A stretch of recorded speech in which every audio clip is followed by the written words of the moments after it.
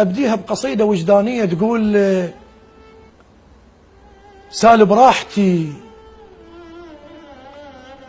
سالب راحتي وراض بقسمتي وياك،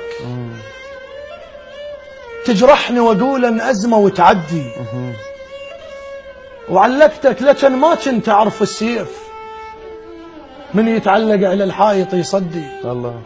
ولو هو البلم قضى العمر مقيود، ما يستغرب من القصبه والبردي. لا تمشي على كيفك، اكره الناعور، ايش ما حطوا بجيبه يصيح ما عندي. الله. مثل المنخل من يشاور الشلال قبل لا يلتفت يلقونه متبدي. احمد ربك احمد ربك، دموع الرجال اسرار، مثل اخر حكايه بطيحه الجندي. كنت اتمنى وجهي يصير بي ميزان، شاشوفتك اشتغلاتها بخدي. شد عيني واقول لك كم فطر بالقاع، الله.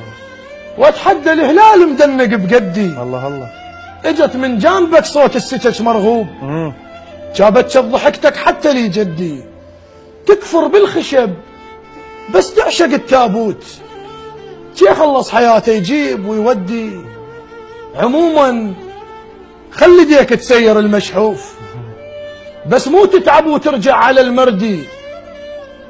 قصة اللي يستحي مثل القصيل تصير، قبل طيحة الحنطة هروشها تندي. أجامل يا حبل واسرج بظهر سنون، وانا بهالوقت نص كما عندي.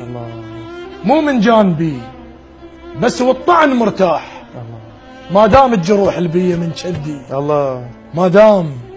ما دام الجروح البية من شدي. الله الله الله. الله عليك سيف. احلى بداية وقصيدة الله يسلمك. الله يخليك. جديدة تخبل.